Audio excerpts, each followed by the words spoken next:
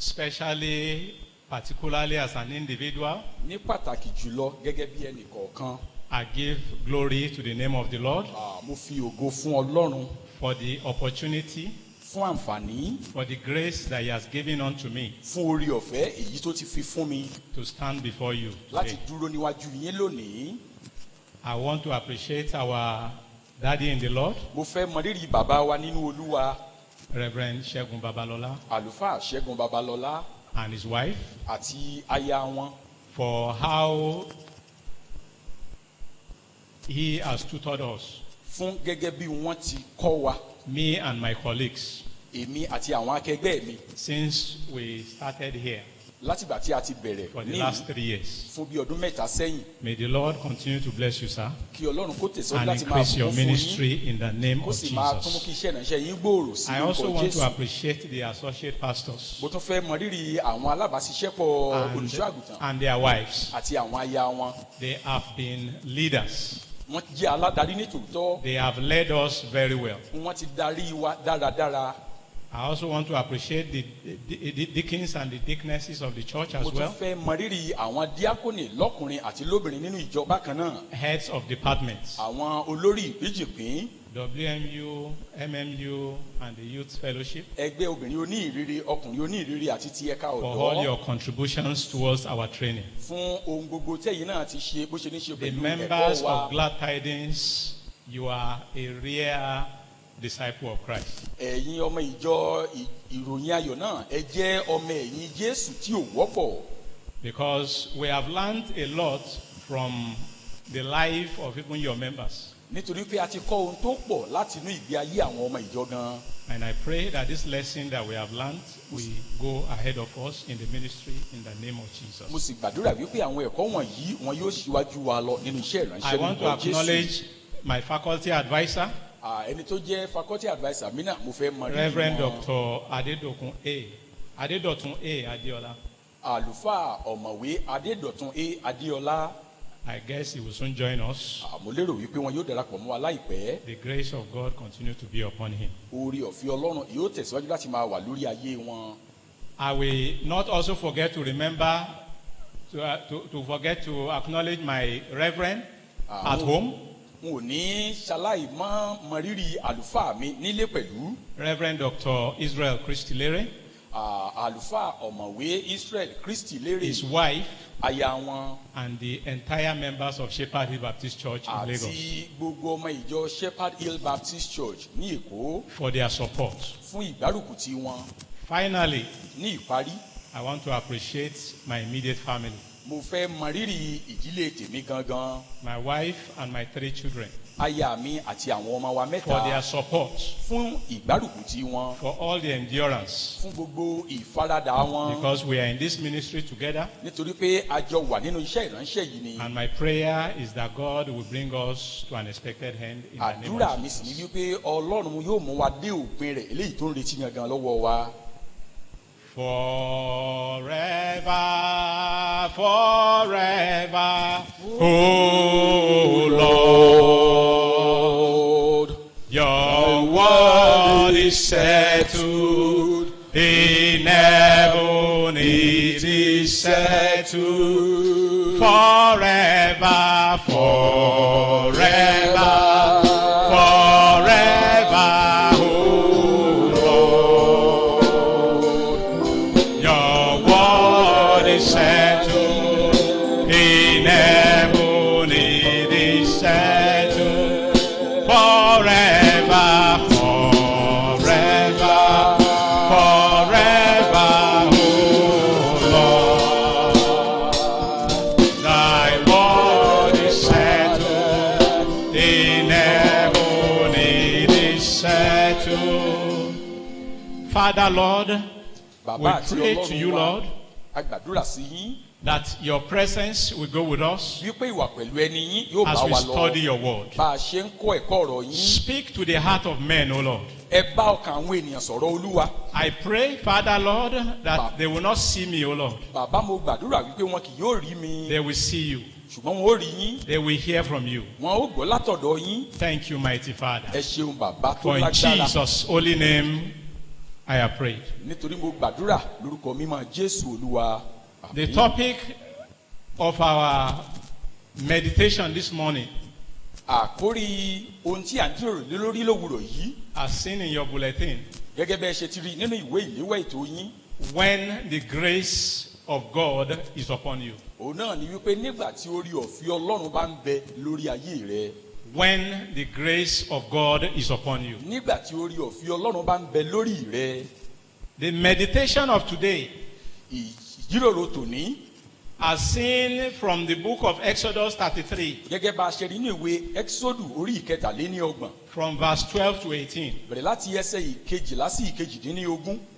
We are not talking about common grace here. A ò máa ń sọ̀rọ̀ nípa orí ọ̀fẹ́ èyí tó wọ́pọ̀ níbí yìí. Common grace, as stated in the book of Matthew 5:45. Orí ọ̀fẹ́ èyí tó wọ́pọ̀ gẹ́gẹ́ bá ṣe rí ní ìwé Mátíù orí karùn-ún ẹsẹ̀ When the sun ìkarùndínláàádọ́ta. shines, when the rain falls, Pé nígbà tí òjò bá rọ̀, nígbà tí òòrùn bá ràn, it rains and it shines on the evil and the faithful. a máa ràn bẹ́ẹ̀ ni a sì máa rọ̀ sórí àwọn èèyàn búburú àti That àwọn is ẹni not the rere. kind of grace I am talking about this Irú morning. orí ọ̀fẹ́ yìí kọ́ ni mò ń sọ̀rọ̀ nípa rẹ̀ lówùrọ̀ yìí. I am also not talking about the hyper grace, Bẹ́ẹ̀ ni o sì tún máa ń sọ̀rọ̀ nípa orí ọ̀fẹ́ tá a lè sọ pé ó jẹ́ the hyper grace that is all over the place today. eléyìí jẹ́ pé ó wọ́pọ̀ lónìí pé tó o bá tiẹ̀ ti ní o lè ṣe èyí tó wù ọ́.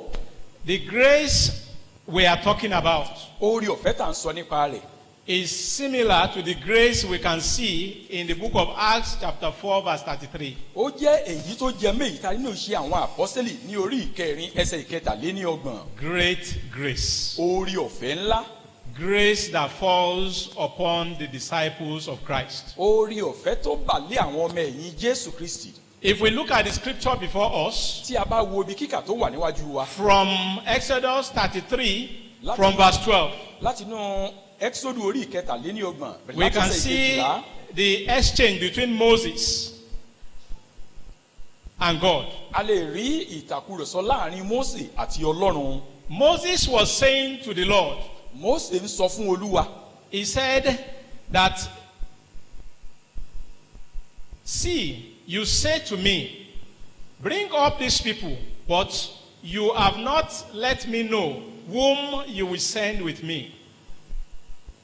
ó ní Mósè sì wí fún Olúwa pé, wò ó, ìwọ wí fún mi pé mú àwọn ènìyàn wọ̀nyí gòkè lọ, síbẹ̀ ìwọ kò jẹ́ kí èmi kí ó mọ ẹni tí ìwọ rán pẹ̀lú mi. Yet you have said, I know you by name, Ṣùgbọ́n ìwọ wí pé èmi mọ̀ ọ́ lé orúkọ, and have also found grace in my sight. ìwọ sì rí orí ọ̀fẹ́ lé ojú mi pẹ̀lú.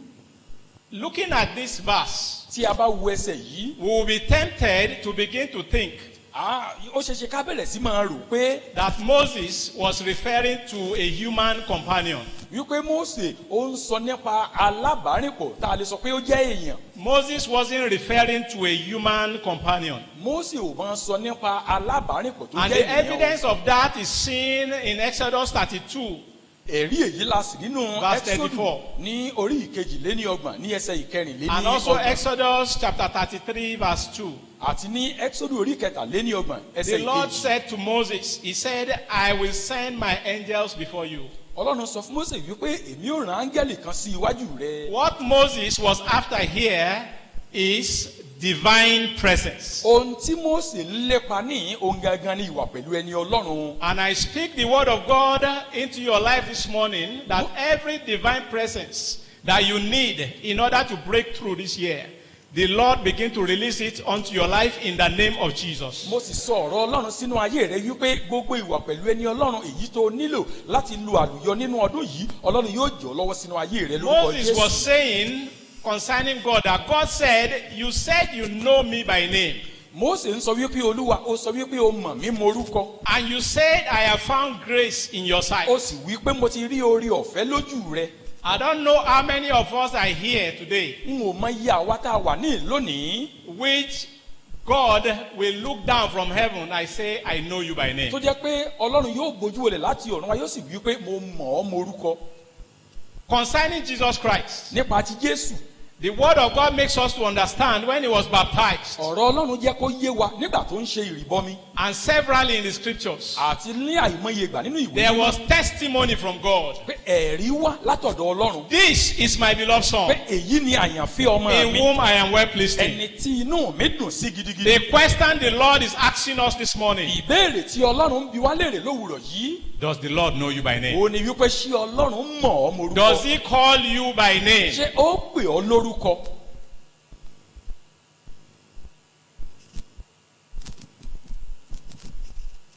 There are 3 results that came from the life of Moses and the Israelites èsì bíi mẹ́ta òun ló jẹ jáde láti inú ìgbé ayé Mósè àti àwọn ọmọ Ísírẹ́lì as a result of the extraordinary grace that was upon them. látàrí oore ọ̀fẹ́ èyí tí ò wọ́pọ̀ tó wà lórí ayé wọn. That special grace brought intimacy with God. oore ọ̀fẹ́ yẹn ó mú ìbánipọ̀ tó gúnmọ́ pẹ̀lú Ọlọ́run wá. That special grace brought presence of God. bẹ́ẹ̀ ó tún mú ìwà pẹ̀lú ẹni Ọlọ́run wá. That special grace brought a separation. oore ọ̀fẹ́ yẹn ó mú ìyapa wá. They were separated from the crowd. a yà wọ́n sọ́tọ̀ kúrò láàrin They were ọ̀pọ̀ èrò. separated from the rest of the people of the world. a yà wọ́n sọ́tọ̀ kúrò lára àwọn And èèyàn finally, lórí ayé. that grace brought the glory of God upon oore them. ọ̀fẹ́ yẹn mú ògo Ọlọ́run sọ̀kalẹ̀ sórí ayé wọn. And that is the grace that we are looking at this morning. oore ọ̀fẹ́ yìí òun la wá ń gbéyẹ̀wò lówùrọ̀ The yìí. grace we are looking at this morning oore comes, ọ̀fẹ́ tá à ń wò lówùrọ̀ yìí. it comes from the life of Christ. ó wá láti inú ìgbé ayé Kristi. Let's look at verse 13. ẹ jẹ́ ká wo ẹsẹ̀ ìkẹtàlá. Verse 13 of Exodus 33. ẹsẹ̀ ìkẹtàlá ìwé Ẹ́kísódù orí Now ìkẹtàlélọ́gbọ̀n. therefore I pray, if I have found grace in your sight, show me now your way, that I may know you, and that I may find grace in your sight, and consider that this nation is your people. ǹjẹ́ nísinsìnyí èmi bẹ̀ ọ́ bí mo bá rí oore ọ̀fẹ́ lé ojú rẹ fi ọ̀nà rẹ hàn mí nísinsìnyí kí èmi kí ó lè mọ̀ ọ́ kí èmi kí ó lè rí oore ọ̀fẹ́ lé ojú rẹ kí o sì rò pé orílẹ̀-èdè yìí ènìyàn rẹ ni. Moses was saying, show me your way, Mósè ń wí pé fi ọ̀nà rẹ hàn mí that I may know you. kí èmi kó lè mọ̀ ọ́. Moses was trying to create intimacy with God. Mósè ń gbìyànjú láti lè ní ìfarakínra pẹ̀lú When we look Ọlọ́run. at the word intimacy, nígbà tí a bá ṣe àgbéyẹ̀wò ọ̀rọ̀ tá a pè ní ìfarakínra yìí. intimacy is a shrink word for into me, see. ọ̀rọ̀ yìí ó jẹ́ ọ̀rọ̀ tá a lè pè ní Into me, see. See into me. pé rí tàbí wo inú mi. It's a feeling, an atmosphere of closeness, of openness. ó ń sọ ohun tá a lè pè ní wípé àwọn èmi jẹ́ pé inú wọn konú wọn mọnú ara wọn. We need to create a life of intimacy with God. a nílò láti ní ìgbé ayé ìfarakínra pẹ̀lú And Ọlọ́run. that is only possible with the life in Christ. eléyìí sì ṣeé ṣe láti pàṣẹ ìyè tó ń bẹ nínú Kristi. The word of God makes us to understand that faith cometh by hearing, ọ̀rọ̀ Ọlọ́run jẹ́ kó yé wa wípé ìgbàgbọ́ ń wá by láti hearing the word of God. nípa gbígbọ́ ọ̀rọ̀ Ọlọ́run. I don't know how regular you are in God's word. n ò mọ bí ìwọ ṣe jẹ́ni tó ń gbọ́ ọ̀rọ̀ Ọlọ́run sí. How thirsty are you for the word of God? àní bí ògbé ọ̀rọ̀ Ọlọ́run ṣe ń gbé ọ sí n ò mọ̀. The psalmist was saying in Psalm 42 verse 1, onísáàmù ń sọ ní ìwé orin Dáfídì orí kejìléní ogójì he ẹsẹ̀ says, kìíní. as the deer pants for water, ó ní bí àgbọ̀nrín ṣe ń mí ẹlẹ́ sí ipa odò my omi. soul thirsts for you, bẹ́ẹ̀ ni my ọkàn Lord. mi ń mí ẹlẹ́ sí Olúwa mi. We need to thirst for God, a nílò láti pòǹgbẹ fún Olúwa to create intimacy with láti him. bá a lè ní ìfararora pẹ̀lú rẹ̀. If you examine the life of a deer, tí ẹ bá ṣe àgbéyẹ̀wò ìgbé ayé àgbọ̀nrín. the deer secretes some chemical substance in his body. nínú ara rẹ̀ lọ́hùn àwọn nǹkan kan a máa sun níbẹ̀. And that is why you see that the deer is always looking for water body everywhere, ló fi jẹ́ wípé nígbà gbogbo ẹ̀ẹ́rì tí àgbọ̀nrín yóò mọ wábi tí omi bá in wà order to dip himself into the water body, kó bá a lè ríra rẹ̀ bọ́nú omi yẹn. so that the smell of that, the odor of that scent that comes out from him will disappear. tó fi jẹ́ wípé òórùn ohun tó ń ṣẹlẹ̀ nínú àgọ́ ara rẹ̀ tó ń sọ nínú àgọ́ ara rẹ̀ yẹn yóò lè pòórá. Because more wild animals are able to detect the odor of nítorí that pé smell. àwọn ẹranko nínú ogbó ọlọ́run fún wọn lórí ọ̀fẹ́ wọn a máa imú wọn ó ṣe And wọn they máa gbòòrùn attack the deer. wọn a sì máa dojúkọ àgbọ̀nrín. But the deer knows that his life depends on water. bẹ́ẹ̀ sì ni àgbọ̀nrín mọ̀ wípé ìgbé ayé òun ó dá lérí omi. And that is why the deer continues to pant and run around looking for water. tó fi jẹ́ ìdí tó fi jẹ́ wípé àgbọ̀nrín nígbà gbogbo òun ni ó máa pòǹgbẹ tí ó You máa wá must sí omi get bá to wà. a stage in your life ìwọ náà gbọ́dọ̀ dé ìpele kan nínú ìgbé ayé rẹ. where you realize that Ó jẹ́ pé- you can do nothing without God. ó mọ̀ wípé o ò lè ṣe ohun kankan àyàfi pé o wà nínú ọlọ́run. Let's look at the life of Joshua. ẹ jẹ́ ká wo ìgbé ayé Joshua. Joshua created intimacy with God.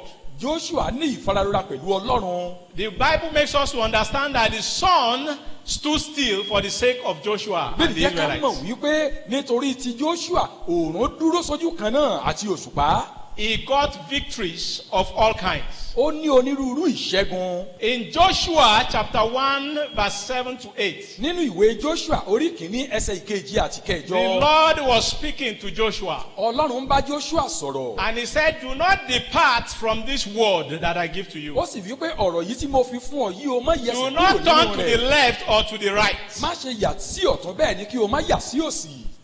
That is the secret behind the success. eléyìí gan ni àṣírí tó ń bẹ lẹ́yìn orí And the ẹ̀ka Lord is speaking to you àṣeyọrí this yẹn. morning ọlọ́run sì ń bá wọn náà sọ̀rọ̀ to lówùúrọ̀ create yìí intimacy with me. pé ìwọ náà ní ìfararora pẹ̀lú mi. You must abide with me. wípé láti ní ìfararora pẹ̀lú mi o gbúdọ̀ máa bá mi gbé. You must abide in my word. pé o gbúdọ̀ máa gbé nínú ọ̀rọ̀ mi. The psalmist also say onísáàmù tún wípé in Psalm 1, 1 to 3, ní sáàmù orí ìkíní ẹsẹ̀ ìkíní sí kẹta blessed is the man pé ìbùkún ni fún ọkùnrin náà. who walk not in the counsel of the ẹni ungodly. tí ò rìn ní ìmọ̀ àwọn ènìyàn búburú.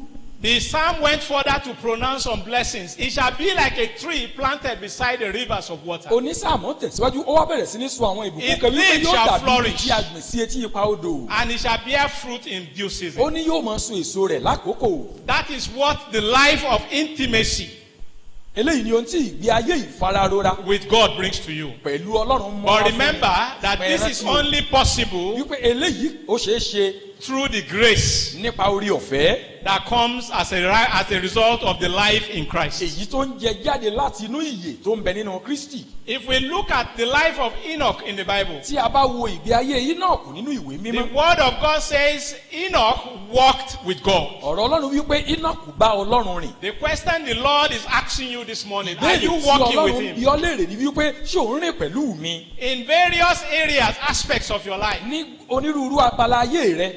are you sure that you are walking with God? ṣó dá ọ lójú wípé òun bá ọlọ́run rìn.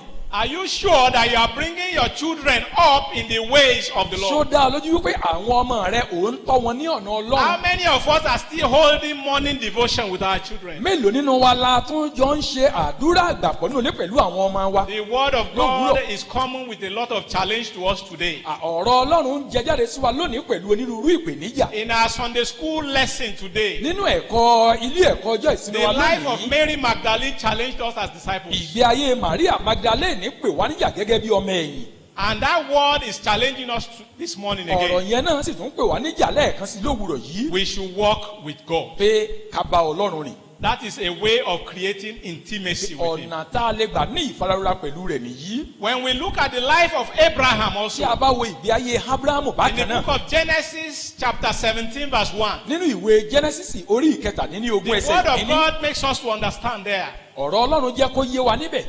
The Lord told Abraham, ọlọ́run sọ fún Abrahamu. walk with me rìn pẹ̀lú mi and be blameless. kó o sì pé And all these blessings gbogbo àwọn ìbùkún wọ̀nyí will be upon you and your descendants. yóò wà lórí rẹ àti irú àwọn ọmọ rẹ. In this time in the life of Abraham, ní àkókò yìí ní ìgbé ayé Abrahamu.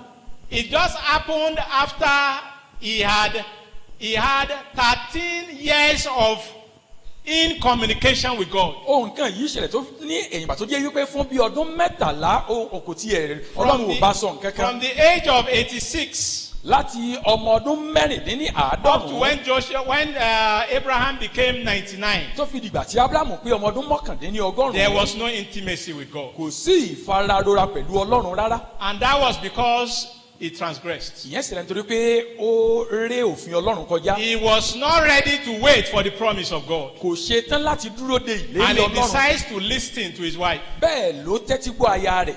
We can see the result of that all over the country, all a over the lè world rí today. àbáyọrí eléyìí ní gbogbo ayé lónìí. The Lord said to Abraham, ọlọ́run sọ fún walk Ábúráhámù with me and be blameless. wípé rìn pẹ̀lú mi kó o sì If pé. you read that passage, you can see God reintroducing himself to Abraham. tí ẹ bá ka ibi kíkà yẹn ẹ rí tí ọlọ́run tó ń fi ara rẹ̀ hàn Ábúráhámù I lẹ́ẹ̀kan am sí. still the Lord your God. wípé èmi náà sì ni olúwa ọlọ́run rẹ. And that is telling us that we may change. èyí sì fi hàn wípé àwa lè yí padà. Our God never changes. ṣùgbọ́n ọlọ́run wa kì í yí padà. Abraham, the Lord said, be blameless. ọlọ́run sọ fún Ábúráhámù wípé pé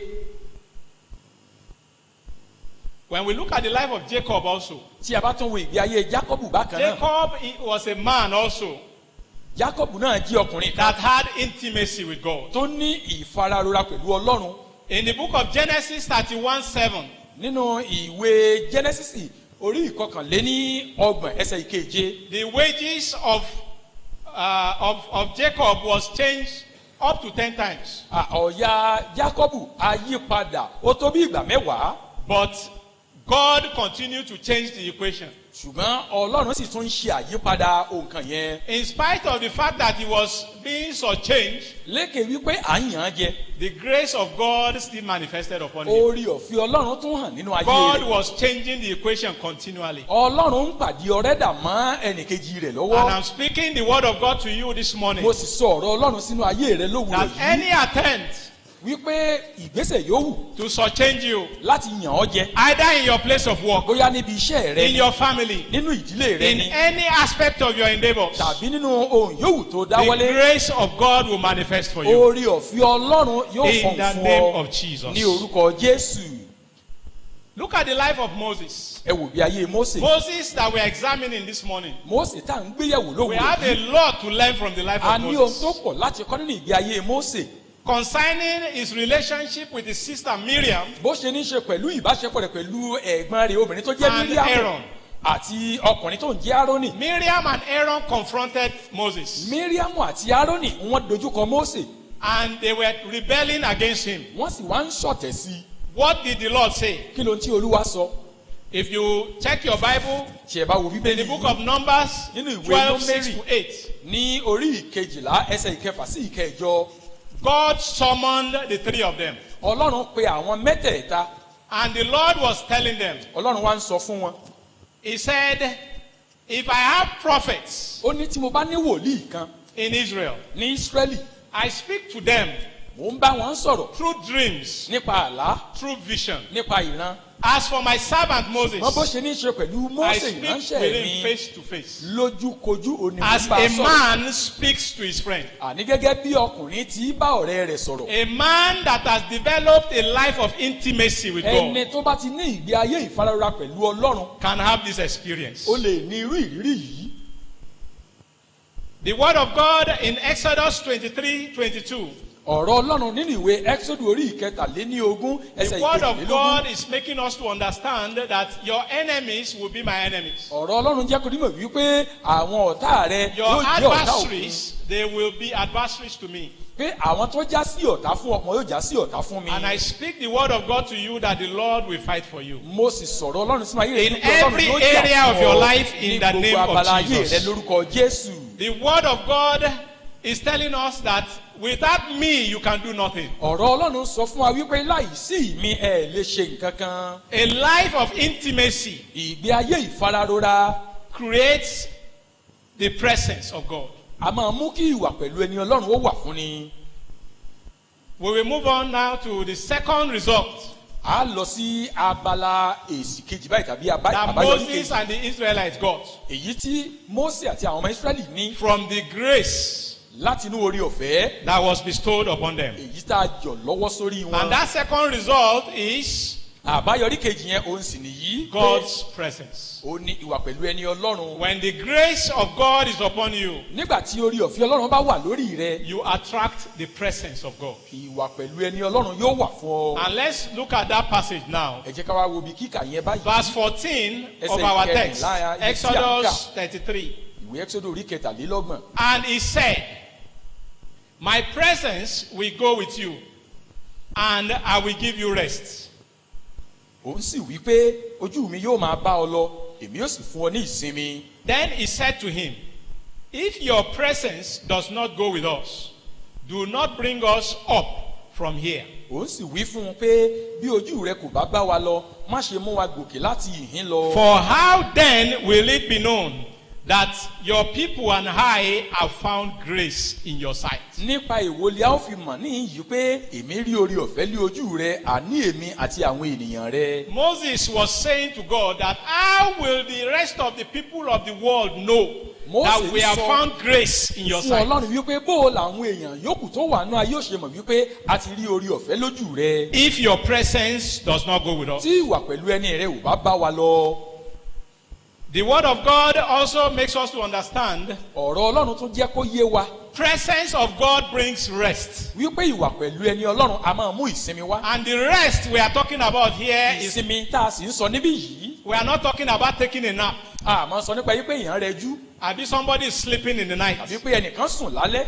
Rest means comfort. ìsinmi ó túmọ̀ sí ìrọ̀rùn. For you to settle down. fún ọ láti lè rídìí jókòó. Absence of struggle. pé èyàn ò tiẹ̀ máa jìjàdù kó máa nǹkan kan máa báyàn jìjàdù kó máa jàkadì pẹ̀lú èèyàn. So many people are struggling in the world today ọ̀pọ̀lọpọ̀ èèyàn ló ń jìjàdù nínú ayé lónìí. because they lack presence of God. nítorí wípé ìwà pẹ̀lú ẹni ọlọ́run ò sí fún Many wọn. are running from pillar to post today. ọ̀pọ̀lọpọ̀ ló ń sá sókè sódò lónìí. But I speak the word of God to you this morning. ṣùgbọ́n mo sọ̀rọ̀ ọlọ́run sínú ayé Even where people are running from pillar to post, wípé níbi táwọn èèyàn tiẹ̀ ti ń sá sókè sódò the gan-an. presence of God will make the difference in your ìwà life. pẹ̀lú ẹni ọlọ́run yóò mú ìyàtọ̀ The bá yé presence yín. of God will make the difference in your ministry. ìwà pẹ̀lú ọlọ́run yóò mú In your ìyàtọ̀ bá home, in iṣẹ́ your ìránṣẹ́ family, yín in the name nínú of ilé nínú Jesus. ìdílé yín lórúkọ Jésù.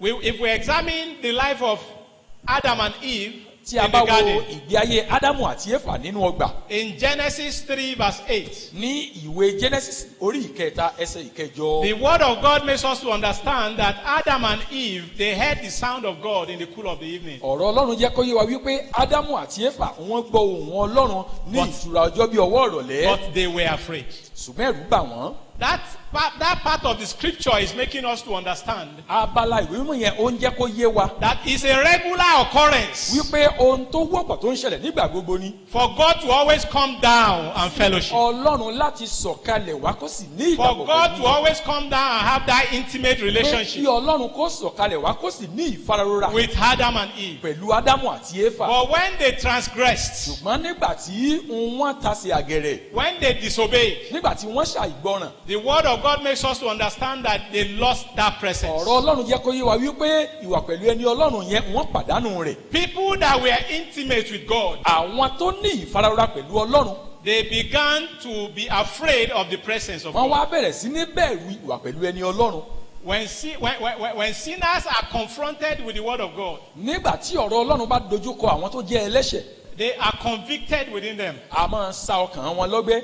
The word of God that is coming to us this morning, ọ̀rọ̀ Ọlọ́run tó ń tọ̀ wá lówùúrọ̀ yìí the grace of God brings the presence of God upon you. ọ̀rọ̀ Ọlọ́run a máa mú orí ọ̀fẹ́ Ọlọ́run sọ̀kalẹ̀ sórí ẹni. If we examine the life of David, tí a bá wo ìgbé ayé Dáfídì David said Dáfídì wí pé in Psalm 51, nínú orin Dáfídì orí ìkọkànléní àádọ́ta 11 to 12, ẹsẹ̀ ìkọkànlá sí kejìlá David understood what it means to lose the presence of God. òye ohun tó túmọ̀ sí láti pàdánù ìwà pẹ̀lú ẹni Ọlọ́run ó yé Dáfídì. David understood the consequences of losing that presence. òye ohun tó jẹ́ àtúbọ̀tán pípàdánù ìwà pẹ̀lú ẹni Ọlọ́run yẹn And ó yé David Dáfídì. was saying, you can take everything, Dáfídì wá ń wí pé ó lè gba gbogbo nǹkan yòókù o but do not take your spirit away from me. ṣùgbọ́n má ṣe gba ẹ̀mí rẹ lọ kúrò lọ́dọ̀ mi. Do not take your presence away from me. má ṣe gba ìwà pẹ̀lú ẹni rẹ lọ kúrò lọ́dọ̀ mi.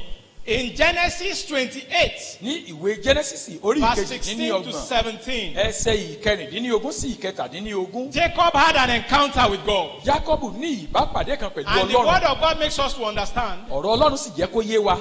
He said evidently Oh. that surely the Lord is here. Ó sọ pẹ̀lú ìdánilójú wípé Ọlọ́run ń bẹ ní nítòótọ́. That singular incident marked a transformation in the life of Jacob. Ìṣẹ̀lẹ̀ ẹyọ kan ṣoṣo yẹn ó mú ìyípadà ńlá bá ayé Jákọ́bù. If we examine the lives of the judges in the Bible, Tí a bá ṣe àgbéyẹ̀wò ìgbé ayé àwọn onídàájọ́ nínú Bíbélì, there's something peculiar to the judges. ohun kan wà tó wọ́pọ̀ sí àwọn onídàájọ́ wọ̀nyí. The judges were ordinary people. Wọ́n jẹ́ ènìyàn lásán. They are people amongst the Israelites. Wọ́n jẹ́ ènìyàn táwọn náà wà láàrin àwọn ọmọ Ísírẹ́lì. But something set them apart. Ṣùgbọ́n ohun kan yà wọ́n The sọ́tọ̀. word of God continues to tell us about each of the judges when you read it. Ọ̀rọ̀ Ọlọ́run tẹ̀síwájú láti máa sọ fún wa nípa ọ̀kọ̀ọ̀kan onídàájọ́ yìí nígbà tẹ́ ẹ bá kà á. And the Spirit of God was upon him. Wípé ẹ̀mí Olúwa sì bà lé. The Spirit of God made the difference Ẹ̀mí Ọlọ́run ló ń ṣèyàtọ̀ in the lives of the judges. ló ṣèyàtọ̀ nínú ayé àwọn And that onídàájọ́. brought a transformation Èyí sì mú ìyípadà wá to the lives of the Israelites. sí ìgbé ayé àwọn ọmọ Ísírẹ́lì. The power we need to carry out our ministry, Agbára tá a nílò láti ṣe iṣẹ́ ìránṣẹ́ wa, it is the Holy Spirit we need to depend on. òun náà ní ẹ̀mí mọ́ tá a nílò láti gbára lé. And the Spirit of God was upon him. Ẹ̀mí Olúwa sì bà lé. It was said about Othniel, A sọ nípa Otnieli, about Deborah and Barak, nípa Deborah àti Báràkì, about Gideon. nípa Gídíónì. Gideon was a man that commonized himself. Gídíónì jẹ́ ènìyàn tó fojú èèyàn Gideon lásán wòra said, rẹ̀. he counted himself as inconsequential. Ó ka ara rẹ̀ mọ́ ẹni tí ò tiẹ̀ jámọ́ nǹkan kan. He said, I am the smallest in my family. Ó ní pé nínú ìdílé wa gan èmi ló kéré jù lọ. My family is the weakest clan. Bẹ́ẹ̀ sì ni ìdílé tèmi òun náà ló tún jẹ́ ẹ̀yà tó tún kéré jù. But the word of God is saying, Ṣùgbọ́n my Ọlọ́run spirit wípé will go with you. ẹ̀mí mi ó bá ọ lọ. And as one man, you will deliver the children of Israel from Àní the gẹ́gẹ́ Midianites. bí ọkùnrin kan ó gba àwọn ọmọ Ísírẹ́lì kalẹ̀ lọ́wọ́ àwọn ará Mídíánì. When we look at the life of Japheth Tá a also, bá wo ìgbé ayé Jásérì bákan náà, Jephthah. ìgbé ayé Jẹ́fítà. Jephthah was a man that is unlikely Jẹ́fítà ó jẹ́ ẹnìkan tó yẹ pé àti ẹ̀ fẹ́ràn. to receive that grace. Àti pé kò tiẹ̀ a lè sọ pé kò yẹ lẹ́ni tí ìbá gba orí ọ̀fẹ́ yẹn Amongst his brethren, láàrin àwọn ará rẹ̀. in the book of Judges 11:29, Nínú ìwé àwọn onídàájọ́ ní orí ìkọkànlá ẹsẹ̀ ìkọkàndínlọ́gbọ̀n. his brothers, his brethren did not count him serious Àwọn arákùnrin rẹ̀ wọn ò tiẹ̀ kà sí nǹkan kan. because he was from another woman. Nítorí pé obìnrin mìíràn ló bí fún bàbá wọn. But the word of God makes us to understand that when the Spirit of God came upon him, Ṣùgbọ́n Ọlọ́run jẹ́ kó yé wa wípé nígbà tí ẹ̀mí Ọlọ́run bà lé, he did the extraordinary. ó ṣe ohun tí ò wọ́pọ̀. The life of Samson in the Bible Ìgbé ayé Sámsónì nínú is Bíbélì a very clear example to ó us jẹ́ ẹ̀rí tó hàn dé fún wa about what the presence of God can do in the life of a man. nípa ohun tí ìwà pẹ̀lú ẹni Ọlọ́run lè ṣe nínú ìgbé ayé ènìyàn. Whenever the Spirit of God is upon Samson, Nígbà yòówù tí ẹ̀mí Ọlọ́run bá bà lé he Sámsónì, did the extraordinary. a máa ṣe ohun tí ò wọ́pọ̀. But there was a time when Samson transgressed, Ṣùgbọ́n àkókò kan wà nígbà tí Sámsónì ta sí àgẹ̀rẹ̀. when he surrendered his anointing Nígbà tó jọ ìfàmìlóyàn rẹ̀ lọ́wọ́ on the altar of unfaithfulness. sórí pẹpẹ àìjólótìtọ́, We could see what happened to him. a lè rí ohun tó ṣẹlẹ̀ He sí. was still feeling that presence was with him. Ó sì tún ń rò wípé ìwà pẹ̀lú ẹni yẹn sì tún wà pẹ̀lú And he òun. wanted to shake himself up Ó sì tún wá fẹ́ gbọ́nra rẹ̀ jì. and go after the Philistines. Kó tún jáde kó lépa àwọn But the Filistini. word of God makes us to understand that the Ṣùgbọ́n ọ̀rọ̀ presence had Ọlọ́run left jẹ́ him. kó yé wa wípé ìwà pẹ̀lú ẹni yẹn ti ṣí kúrò lọ́dọ̀ rẹ̀. And we saw what happened to him. A sì rí ohun tó ṣẹlẹ̀ sí i. The Spirit departed from him. Ẹ̀mí náà kúrò lọ́dọ̀ rẹ̀. When we look at the life of the Israelites, tí a bá wo ìgbé ayé àwọn we ọmọ have Ísírẹ́lì, a lot to learn from the life a of the ní Israelites. ọ̀pọ̀ ohun kan láti kọ́ láti inú ìgbé ayé wọn. The word of God makes us to understand ọ̀rọ̀ Ọlọ́run jẹ́ kó yé wa that while they were going to the promised land, pé nígbà tí wọ́n ń lọ sí ilẹ̀ the ìlérí, presence of God led them ìwà pẹ̀lú Ọlọ́run olódarí wọn as a pillar of cloud in the gẹ́gẹ́ daytime, bí ọ̀wọ́n àwọ̀ sánmọ̀ nínú pillar of fire in the night. àti ọ̀wọ́n ti iná ní alẹ́. How comes when the Egyptians were chasing after the Israelites, èyí ṣe tó fi jẹ́ pé nígbà tí àwọn ará Íjíbítì tí wọ́n ń lé àwọn ọmọ Ísírẹ́lì, that pillar of fire became light unto the Israelites wípé ọ̀wọ́n iná yẹn ó jẹ́ iná fún àwọn ọmọ Ísírẹ́lì, and it became darkness ó sì unto the wá enemies? jẹ́ òkùnkùn sí àwọn ọmọ Íjíbítì. That is the mystery Èyí behind ni the presence of God. àdìtú tó ń bẹ nínú ìwà pẹ̀lú ẹni Ọlọ́run. The word of God in Isaiah 61:1-3 ọ̀rọ̀ Ọlọ́run nínú ìwé Àìsáyà orí ìkọkànléní ọgọ́ta and ẹsẹ̀ the ìkíní sí ìkẹta corresponding passage in Luke 14:18. àti ẹsẹ̀ bíbélì tó lọ ní ìbámu pẹ̀lú rẹ̀ ní The ìwé Lúùkù. confession of Jesus. Ìjẹ́wọ́ Jésù. Jesus Christ said, and the Spirit of God is upon me. Jésù Olúwa wípé ẹ̀mí Olúwa ń bẹ He has lára mi anointed me toró ti fi àmì òróró yàn to preach mí the good news. láti wàásù ìyìn He has rere. anointed me to heal the sick, Ó ti fàmìró yàn mí láti wo àwọn aláìsàn sàn, to open the eyes of the blind. láti la ojú àwọn afọ́jú.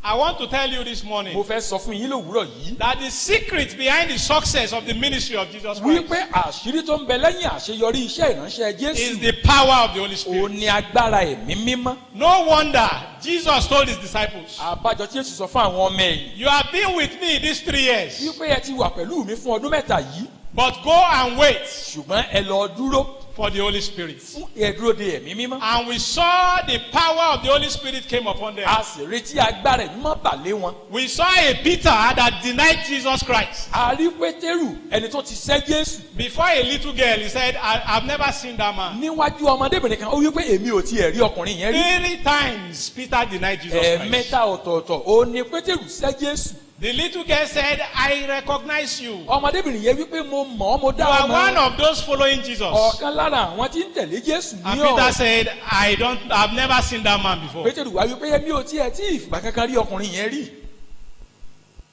Peter said, I have never seen that man before. Pétérù wí pé ọkùnrin yẹn èmi ò But tí when ì the rí o. Spirit of God came upon them, Ṣùgbọ́n nígbà tí ẹ̀mí Ọlọ́run bà lé wọn, Peter only preached one message. ìwàásù kan péré òní Pétérù wà. 3,000 people were converted. Ẹgbẹ̀rún mẹ́ta ènìyàn ayé wọn sì yí padà. That is the power in the presence of God. Èyí ni agbára tó ń bẹ nínú ìwà pẹ̀lú ẹni That Ọlọ́run. power only comes to you Agbára yẹn yóò tọ̀ ọ́ wá.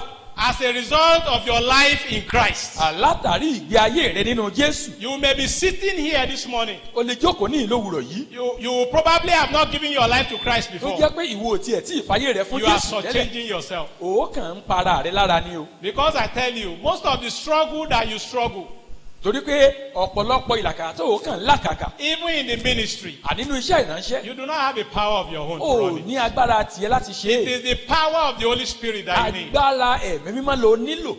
And that power comes upon you this day in the name of Agbára Jesus. yẹn ó sì ń bàlẹ́ ọ lónìí lórúkọ Jésù. When we look at the life of Daniel, Tá a bá wo ìgbé ayé Dáníẹ́lì. Daniel, the 3 Hebrew men Àwọn ọmọ Hébérù mẹ́ta yẹn that confronted King Nebuchadnezzar. tí wọ́n dojú kọ ọba Nebukadnesari. King Nebuchadnezzar was saying in the book of Daniel chapter 3 verse 25, Ọba Nebukadnesari ń sọ nínú he ìwé said, Dáníẹ́lì orí did we kẹta not cast 3 ẹsẹ̀ men into ìkẹẹ̀dọ́gbọ̀n. the furnace? Wípé ọkùnrin mẹ́ta kan á gbé sọ sínú iná bí. And they answered him, yes. Wọ́n á dá lóhùn wípé bẹ́ẹ̀ ni. And he said, what is it that I'm seeing the 4th man in the fire? Ó wá wípé mo mà tó ń rí ẹnì kẹrin nínú náà. And he said, the form of the 4th man looks like the form of the Son of God. Ó wá wípé ìrísí ẹnì kẹrin sì dàbí ti ọmọ Ọlọ́run. That is the power in God's presence. Eléyìí ni agbára tó ń bẹ nínú ìwà pẹ̀lú The ẹni Ọlọ́run. power of being in God's presence. Agbára tó ń bẹ níwájú nípa kéèyàn ó wà níwájú That Olúwa. power came upon them Agbára yẹn bà lé wọn. and they did the extraordinary. Wọ́n sì ṣe ohun tí ò wọ́pọ̀. In the life of Jesus Christ also with nínú his ìgbé disciples. ayé Jésù In the bákan náà book of pẹ̀lú àwọn Mark, ọmọ ẹ̀yìn. chapter 4, 35 to 41. ìwé Máàkù orí ìkẹrin The word of God makes us to understand Jesus Christ told his disciples, ọ̀rọ̀ Ọlọ́run jẹ́ ká mọ̀ pé Jésù sọ fún àwọn ọmọ ẹ̀yìn rẹ̀ let us go to the other pé side. ẹ jẹ́ ká ré kọjá lọ sí òdì kejì And they enter into a boat. wọ́n sì wá wọnú ọkọ̀ ojú omi And there was storm. ìjì sì ń jà Jesus was in that boat. Jésù sì wà nínú ọkọ̀ yẹn And because Jesus was in that boat, nítorí pé Jésù sì wà nínú ọkọ̀ yẹn whatever the enemy brought against them, ohun yòówù tí ọ̀tá wù kó mú the wá bá wọn tempest, the challenges, the storm, ìpèníjà yẹn ìjì yẹn they were able to withstand. wọ́n lè borí rẹ̀. The question the Lord is asking you this morning, ìbéèrè tí Ọlọ́run ń bi ọ́ lówùúrọ̀ is yìí Jesus in the boat of your life? òun ni wípé sí Jésù ń bẹ nínú ọkọ̀ ayé rẹ In the boat of your family, is Jesus nínú within? ọkọ̀ ìdílé rẹ ṣé Jésù ń bẹ níbẹ̀ In your profession, in that job that you do, nínú iṣẹ́ rẹ tó ń ṣe yẹn do you tell people that let's put the Bible aside and Ṣé- face business? ṣé wọn náà sọ fáwọn èèyàn wípé ẹ̀jẹ̀ agbé bíbélì tì sẹ́gbẹ̀ẹ́ kan ká wá dúró ká mú ọ̀rọ̀ ti ṣẹ́ gbọ́ Is the Lord in the boat of your life? ṣé Ọlọ́run ń bẹ nínú ọkọ̀ ayé rẹ If the Lord is in the boat of your life, tí Ọlọ́run bá ń bẹ nínú ọkọ̀ ìgbé ayé rẹ His presence definitely will make the difference in your ìwà life. pẹ̀lú ẹni rẹ̀ ó di dandan yóò mú ìyàtọ̀ báyé rẹ̀. Where others are running from pillar to post, nígbà tí àwọn yòókù bá ń sá lọ sókè sódò where others are uncertain about tomorrow, níbi tí àwọn yòókù jẹ́ pé ohun tí yóò ṣẹlẹ̀ lọ́la gan tí yóò bá tiẹ̀ dá wọn lójú that calmness will be in you. ìsinmi ọkàn yẹn yóò wà fún The wọn peace of God will be within you. àlàáfíà Ọlọ́run yóò wà nínú ọkàn The rẹ. difference between those that are followers, disciples of Christ, ìyàtọ̀ tó wà láàárín àwọn tó jẹ́ ọmọ ẹ̀yìn Kristi and the people of the world àti àwọn ènìyàn inú ayé is not that the disciples of Christ do not face challenges. kì í ṣe wípé àwọn ọmọ ẹ̀yìn Jésù àwọn náà ò kì í dojúkọ ìdánwò But in the midst of that challenge, ṣùgbọ́n nínú ìpèníjà yẹn there is peace, àlàáfíà ń bẹ there is assurance, ìdánilójú ń bẹ there is certainty that the Lord will bring you to ó an ń bẹ expected end. wípé Ọlọ́run yóò múni gúnlẹ̀ yóò múni borí rẹ̀.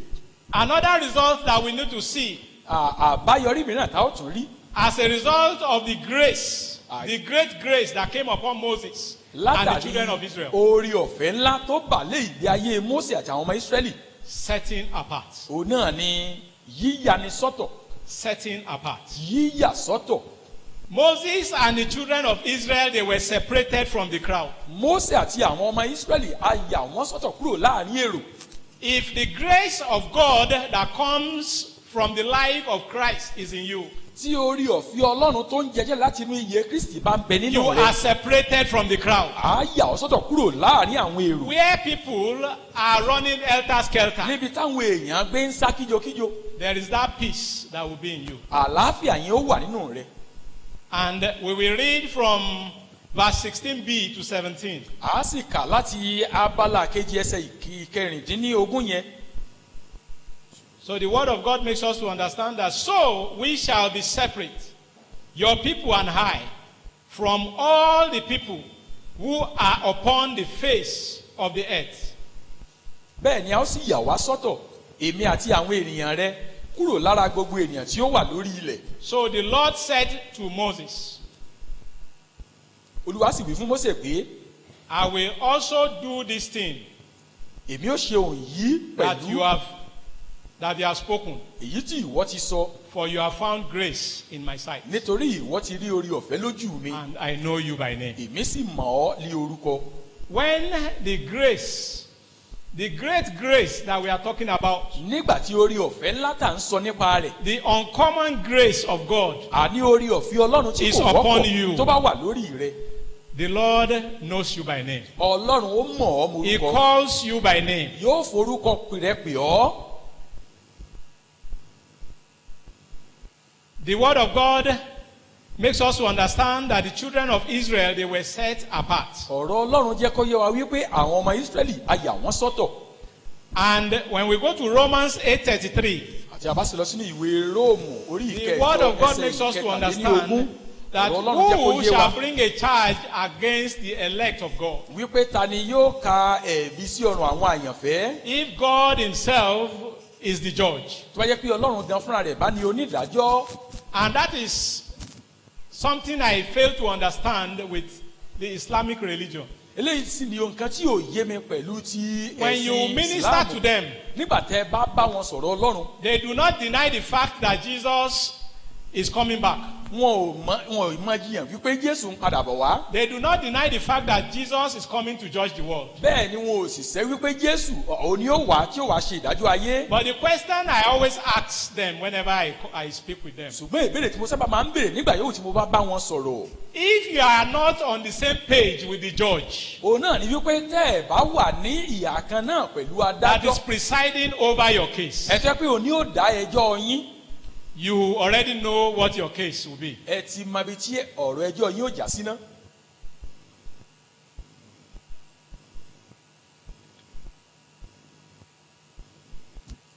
In 2 Timothy 2:20-21, Ní Tímótì kejì orí ìkejì the word of God ẹsẹ̀ told ogún sí ìkọkànléní us ogún. about two different kinds of vessels. Ọ̀rọ̀ Ọlọ́run sọ fún wa irúfẹ́ ohun èlò méjì tó wà.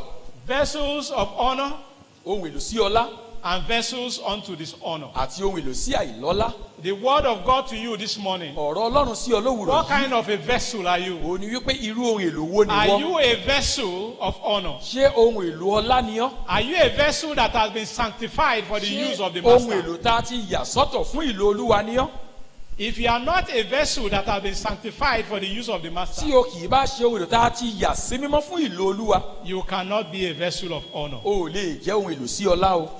As we continue, as we begin to wind up now, Bí a ṣe ń gbìyànjú láti mú ohun wá sí I ìdánudúró, want us to examine the life of Jabez. mo fẹ́ ká ṣe àgbéyẹ̀wò ìgbé ayé Jabez Jábésì in the Bible. nínú Bíbélì.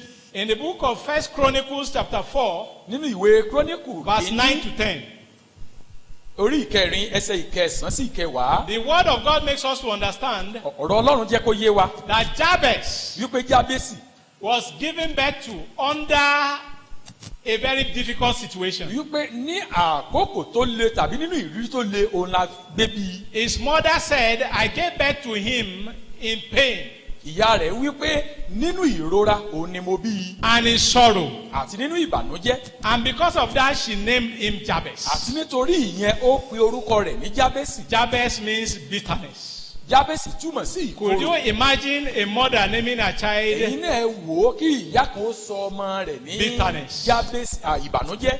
But the word of God said, Ṣùgbọ́n ọ̀rọ̀ Ọlọ́run wípé Jabez cried unto the Lord, Jábésì ké pe Ọlọ́run. and the grace of God appeared upon him. Bẹ́ẹ̀ sì ni orí ọ̀fẹ́ Ọlọ́run farahàn. He said, Ó wípé that I may not know pain, pé kí èmi ó mọ̀ rí ibi. enlarge my coast, Sọ agbègbè mi di ńlá. enlarge my territory. Sọ agbègbè mi di ńlá. And the word of God makes us to understand Ọ̀rọ̀ Ọlọ́run sì jẹ́ kó yé wa. Jabez became a man that was more honorable Wípé than his Jábésì brothers. ó wá di ẹni tó lọ́lá ju àwọn arákùnrin rẹ̀ He lọ. was set apart. A yà á sọ́tọ̀. When we look at the life of David also, Tí a bá wo ìgbé ayé Dáfídì pẹ̀lú. David was looking at himself. Dáfídì ń wora rẹ̀. David said, who am I? Ó wípé ta ni mí? What is my house Pé ta ni ilé mi? that you brought me this far? Tó o fi mú mi dé yìí. He was looking at his life from where he started from. Ó ń wo ìgbé ayé rẹ̀ láti ibi tó ti David was an bẹ̀rẹ̀. ordinary shepherd boy. Dáfídì ó jẹ́ darandaran lásán. Even when they were calling the children of Jesse, Nígbà tí wọ́n ti ń pe àwọn ọmọ Jésè, David was forgotten. They didn't remember that he wọ́n was one of them. gbàgbé Dáfídì wọn ò rántí rẹ̀. David was asking, who am I? Dáfídì wá ń béèrè wípé ta ni mí? And I don't know your background. Èmi náà sì ní n ò mọ bí tó ti là wá bí ìdílé rẹ ṣe I rí. don't know your family background. N ò mọ bí ìdílé rẹ ti I rí. don't know your educational background. N ò mọ bí wọ́n ṣe kàwé sí. I don't know your social status. N ò sì mọ ipò tó wà láwùjọ. But the word of God to you this morning, Ṣùgbọ́n ọ̀rọ̀ Ọlọ́run sí ọ lówùrọ̀ yìí. the Lord will set you apart. Ó ní pé Ọlọ́run yóò yà ọ́ sọ́tọ̀. The Lord will set you apart for the Ọlọ́run manifestation yóò of His yà ọ́ glory. sọ́tọ̀ fún ìfarahàn ògo He rẹ̀. will set you apart for the manifestation of His Yóò power. yà ọ́ sọ́tọ̀ fún ìfarahàn agbára rẹ̀. In the name of Jesus. Ní orúkọ Jésù. We will move now to the fourth result that the children of Israel got.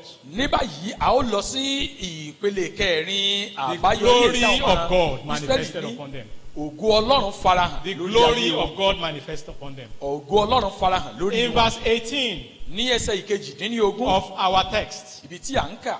and he said, please show me your glory. ó sì wí fún un pé èmi bẹ̀ ọ́ fi That ògo rẹ is hàn mí. Moses speaking to God here. èyí ni Mósè Show tó ń bá me Ọlọ́run your sọ̀rọ̀ níbẹ̀ glory. yẹn wípé fi ògo rẹ hàn mí.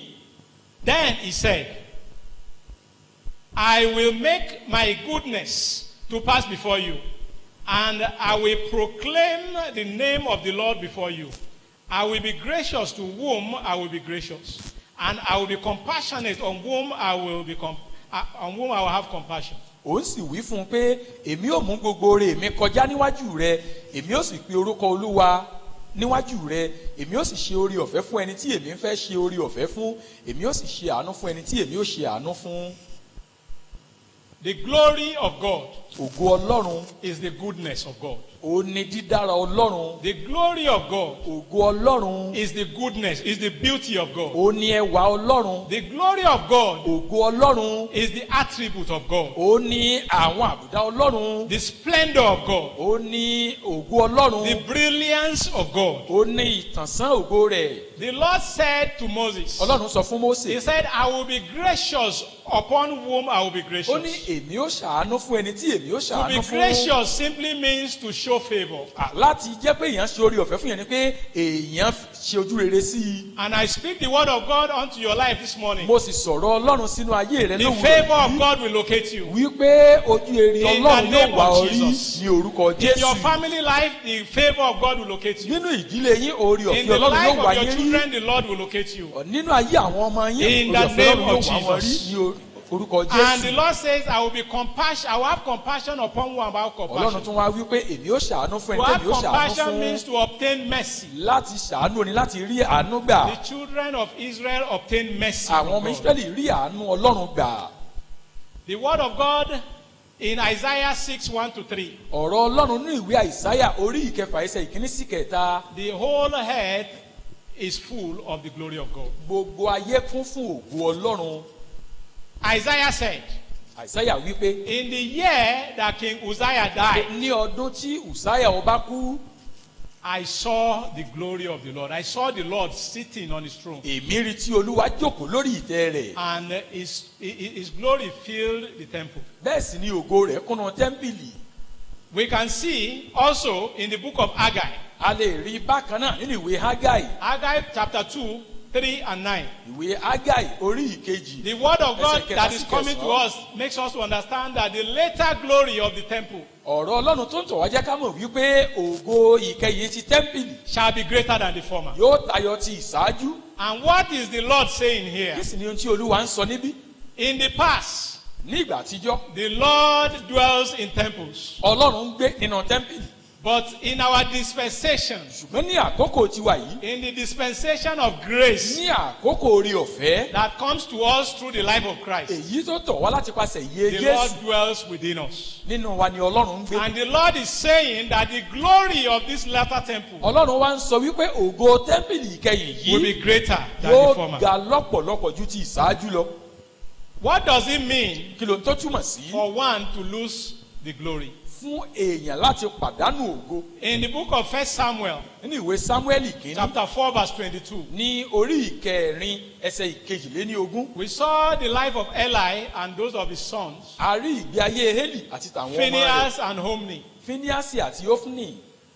They lived a life that is unpleasing unto God. wọ́n gbé ìgbé ayé tí yóò dùn mọ́ Ọlọ́run They nínú. were carrying the ark which represents the presence of God. wọ́n ń ru àpótí ẹ̀rí èyí tó jẹ́ àmì ìwà pẹ̀lú ẹni But Ọlọ́run. because of the life that is not pleasing unto God, ṣùgbọ́n nítorí ìgbé ayé èyí tí ò wu Ọlọ́run, they were just carrying an empty ark about òfìfo àpótí òní wọn kàn ń rù kiri, that does not carry the presence. èyí tí ò ní ìwà pẹ̀lú ẹni Ark Ọlọ́run, that does not carry the glory. àpótí tí ò ní ògo. For that singular reason, fún ìdí ìyẹn ní pàtó, the word of God makes us to understand that 30,000 foot soldiers fell in Israel. ọ̀rọ̀ Ọlọ́run jẹ́ kó yé wa wípé ẹgbẹ̀rún lọ́nà ọgbọ̀n àwọn ọmọ ogun tí wọ́n ń For jagun their ó disobedience. ní wọ́n ṣubú ni wọ́n kú nítorí àìgbọràn wọn. A woman was forced into hard labor. nítorí rẹ̀ náà obìnrin kan náà òbí tún tẹ̀ ẹ́ lẹ́sẹ̀kẹsẹ̀. That's the wife of Phinehas. èyí ni aya Fíníásì, And she gave birth. ó sì bímọ. Even when they were calling her attention that you have given birth to a baby boy, nígbà tí wọ́n á sọ fún wípé ọmọkùnrin ló bí, she said, ó wípé Ichabod. Ìkàbodù. Glory has departed. ògo ti ṣí lọ. Glory has departed. ògo ti ṣí lọ. When we live a life outside Christ, nígbà tá a bá gbégbé ayé tí ò sí nínú there is Kristi, no way we can experience the glory of kò God. sí bá a ṣe lè ní ìrírí ògo We have Ọlọ́run. said that the glory of God comes as His goodness. a ti sọ wípé ògo Ọlọ́run a máa wá gẹ́gẹ́ bí dídára His rẹ̀. glory comes as His beauty, ògo rẹ̀ a máa wá gẹ́gẹ́ bí ẹwà rẹ̀. attributes of God. àní àbùdá Ọlọ́run. A life outside Christ means you are shortchanging yourself. ìgbé ayé tí ò bá sínú Kristi ó túmọ̀ sí wípé òókàn rẹ́ra rẹ̀ jẹ ní. As we round up in this message, bí a ṣe ń kàdí iṣẹ́ ìránṣẹ́ yìí nílẹ̀, Moses asked a question. Mósè béèrè béèrè kan, Show me your glory. fi ògo rẹ̀ hàn mí. And in verse 21, àti ní ẹsẹ̀ ìkọkànlélógún, the Lord graciously gave answers to that request. Ọlọ́run nínú oore ọ̀fẹ́ ó fi ìdáhùn fún ìbéèrè yẹn. And the Lord said unto Moses, Olúwa sọ fún Mósè He pé said, stay on this rock. dúró lórí àpáta yìí. And when we are talking about rock, what are we talking Sọ nípa about? àpáta, kí là ń sọ nípa rẹ̀? We are talking about the rock of Christ. À ń sọ nípa àpáta ti Kristi. Man is unqualified to see the glory of God. Ènìyàn ò yẹ láti rí ògo Ọlọ́run. Man cannot come close to the glory of God. Èèyàn ò tiẹ̀ lè súnmọ́ tòsí ògo rẹ̀. When you look at examples of those that have encountered God, Tí ẹ bá wo àpẹẹrẹ àwọn tó ti ní ìbápàdé pẹ̀lú from people Ọlọ́run, like Manoah and others, bẹ̀rẹ̀ látòrí àwọn ènìyàn bíi Manoah Even àti àwọn Gideon. mìíràn àti they Gideoni. said, we have seen God, we are going to die. Wọ́n wí pé a ti rí Olúwa nítorí náà a ó kú. But God created a condition Ṣùgbọ́n Ọlọ́run wá fi òǹkan lélẹ̀ for Moses fún Mósè to see his glory. láti lè rí ògo rẹ̀. And he says, stand on this rock. Ó ní ìwọ dúró lórí àpáta yìí. Stand on the rock of Christ. Pé dúró lórí àpáta ti And Kristi. the Lord is saying to you this morning, Ọlọ́run sì ń sọ fún ọ lówùúrọ̀ if yìí. only you will stand on that rock. Àbí tó yẹ pé o bá lè dúró lórí àpáta yẹn nìkan ni o. If only you will not stand on sinking sand. Pé tó o bá ní dúró lórí ilẹ̀ You mìíràn tó will jẹ́ see yẹn. the glory. Pé ó rí ògo. You will see the glory of Ó God. rí ògo Ọlọ́run. And the Lord also said, Ọlọ́run sì tún wí when bákan my náà. glory pass by, Wípé nígbà tí ògo mi bá I ré will kọjá, put you on the cleft. èmi ò fi ọ́ sínú pàlàpálà àpáta. When you look at the meaning of that cleft, Tí a bá wo ìtumọ̀ we are pàlàpálà talking yẹn, about crack. à ń sọ nípa We are bí tó talking sán about a tó fracture. yanu. À ń sọ nípa bí àpáta tó ti lanu, Brokenness. tó ti fọ́. That is making us to understand the life, the body of Christ. The body of Pé Christ ara Kristi, that was broken for our sake. èyí tí a pa lára The nítorí body of tiwa. Christ that was smitten for our sake. Wípé èyí tó ń sọ nípa ara Kristi, èyí tí a sán nítorí tiwa. It is on that brokenness, Lórí sísán yẹn, lórí fífọ́ yẹn, it is on that sacrifice lórí ìrúbọ yẹn, that the glory of God is revealed to us. ó ní à ń fi ògo Ọlọ́run hàn fún wa. If only Tó bá jẹ́ pé you will accept Christ as your Lord and ó bá personal gba Savior, Jésù gẹ́gẹ́ bí Olúwa àti the olùgbàlà glory ayé of rẹ. God will come upon you. Ògo Ọlọ́run yóò bà lé ọ. The glory of God will come upon you. Ògo Ọlọ́run yóò bà lé ọ. The word of God makes us to understand Ọ̀rọ̀ Ọlọ́run jẹ́ kó yé wa as we cap up this message. gẹ́gẹ́ bí a ṣe ń kàdí iṣẹ́ yìí nílẹ̀. The grace that came upon the children of Israel Wípé oore ọ̀fẹ́ tó bà lé àwọn ọmọ Ísírẹ́lì and the grace that will come upon you this day àti oore ọ̀fẹ́ tí ó bà lé ọ lónìí. is as a result of your life in Christ. Ó jẹ́ àbájáde ìgbé ayé rẹ nínú A Kristi. life outside Christ cannot enjoy this Ìgbé ayé grace. tí ò bá sínú Kristi kò lè jádùn oore ọ̀fẹ́ yìí. A life outside Christ cannot have intimacy with God. Ìgbé ayé tí ò bá sínú Kristi kò lè ní A life ìfọwọ́ra outside pẹ̀lú Christ Ọlọ́run. cannot experience the presence of Ìgbé God. ayé tí ò bá sínú Kristi kò lè ní ìrírí ìwà pẹ̀lú ẹni Ọlọ́run. A life outside Christ cannot be separated Ìgbé from ayé the tí crowd. ò sínú Kristi a lè yà sọ́tọ̀ kúrò láàrin A èrò. life outside Christ cannot experience Ìgbé ayé God's tí ò glory. sí nínú Kristi kò lè ní ìrírí ògo Ọlọ́run. As we rise up this morning, Bí a ṣe dìde dúró lówùúrọ̀ yìí, can we ẹ rise jẹ́ ká dìde.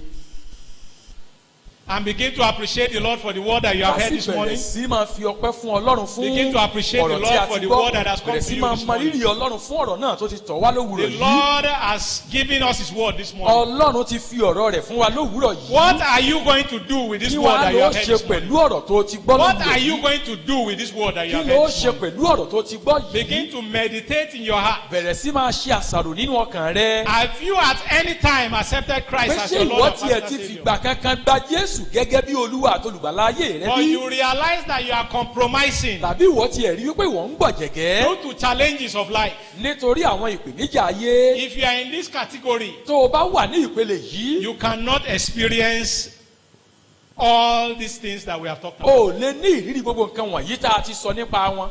Begin to reconcile yourself with your Bẹ̀rẹ̀ sí Creator now. máa bá ẹlẹ́dàá rẹ làjà. If you know that you have transgressed, Tó o bá mọ̀ pé ìwọ ti ta sí àgẹ̀rẹ̀, that in one way or the other, pé lọ́nà kan tàbó you mìíràn, have compromised, o ti gbọ̀jẹ̀gẹ́. begin to make peace with God now. Bẹ̀rẹ̀ sí máa bá Ọlọ́run làjà And if báyìí. you have not accepted Jesus Christ as Tó your o Lord bá and sì personal tí Savior, ìgbàkẹ́gbà Jésù gẹ́gẹ́ bí Olúwa àti this Olùgbàlà rẹ, opportunity is open for you now. àǹfààní yìí wà fún ọ báyìí o. You may not have another opportunity. O lè mọ́ ní àǹfààní mìíràn mọ́ You o. may not have another opportunity O lè again. mọ́ ní àǹfààní mìíràn mọ́ o.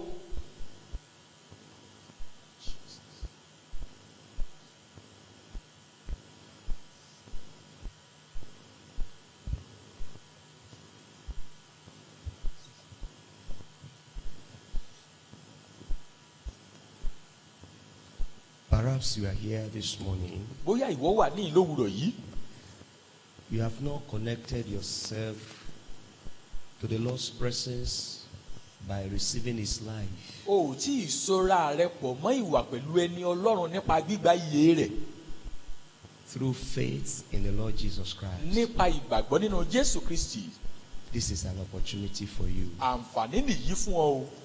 The way to cultivate the Lord's presence now Ọ̀nà láti ní ìrírí ìwà pẹ̀lú ẹni Ọlọ́run báyìí in this dispensation ní àkókò tá a wà yìí, is to believe in your heart o ní láti gbàgbọ́ nínú ọkàn rẹ that Jesus Christ is the Son of God wípé Jésù Kristi ni ọmọ Ọlọ́run, and to confess with your mouth kó o sì wá fẹnu rẹ jẹ́wọ́ that He is the Lord. wípé o ní Olúwa.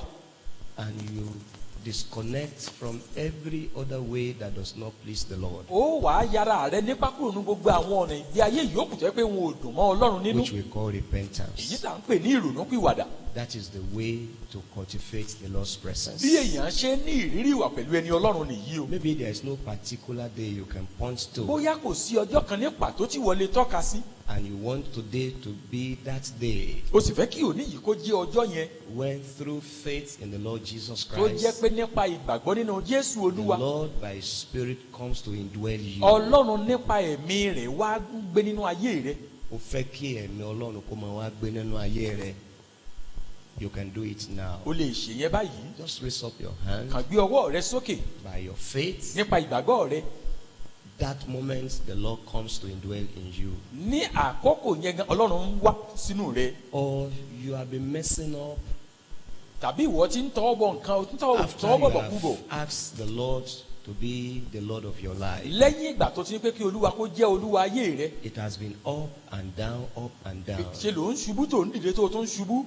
The Lord wants you to rededicate yourself to Him. Ọlọ́run fẹ́ kó o ṣe àtúnfijì ìgbé ayé rẹ fún òun. You also need to keep company with people of O God sì tún nílò láti bá àwọn ènìyàn Ọlọ́run kẹ́gbẹ́ pọ̀ by being a member of a local church. nípa jíjẹ́ ọmọ ìjọ agbègbè kan.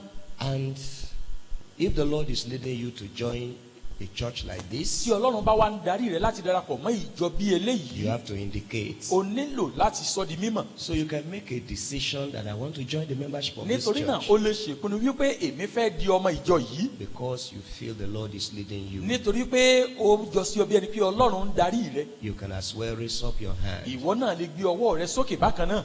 And again, Bákan náà you need to publicly identify with Jesus in His death and o resurrection. nílò láti fara mọ́ Jésù ní gbangba nípa nínú ikú àti àjíǹde rẹ̀. The way you do that Bó ṣe ṣe yẹn, is through water baptism. o ní nípa ìrìbọ omi. So you want believers' baptism Nítorí náà o ń fẹ́ ìrìbọmi onígbàgbọ́ because the Lord commanded it. nítorí pé Ọlọ́run pa á láṣẹ. And it's a way for us to identify with Jesus in His death and resurrection. Ó sì jí ọ̀nà láti fara mọ́ Jésù nínú ikú àti àjíǹde rẹ̀. You can also come. Ìwọ pẹ̀lú lè jáde wá. We will prepare you for baptism, A ó palẹ̀ rẹ mọ́ fún ìrìbọmi. and you will have that opportunity Ó sì ní àǹfààní yẹn to publicly identify yourself with Jesus. láti lè fara mọ́ mọ́ Jésù ní gbangba. You may have any other decision apart from this ó tún lè four. ní ìpinnu mìíràn yàtọ̀ sí àwọn wọ̀nyí. You can as well come. ìwọ náà lè jáde wá. The counselors will be able to help you àwọn sort things agbanimọ̀ràn out. wọn yóò ràn ọ́ lọ́wọ́ láti lè yanjú ohun yòówù tí ì bá jẹ́. Lord, I thank you for this resolving to join the membership Olúwa of mo the dúpẹ́ fún àwọn èyí church. tí wọ́n pinnu láti darapọ̀ mọ́ ìjọ. I pray your hand shall be upon mo them. gbàdúrà wípé ọwọ́ yín yóò wà lára wọn. They will be loyal and faithful to you wọn yóò jẹ́ olóòtítọ́ sí yín through the ministry of the church, láti pa iṣẹ́ ìránṣẹ́ ìjọ and everything about them, àti ohun gbogbo nípa wọn. Lord, you will perfect in ẹ ó Jesus' ṣe name. wọ́n pé lórúkọ Jésù.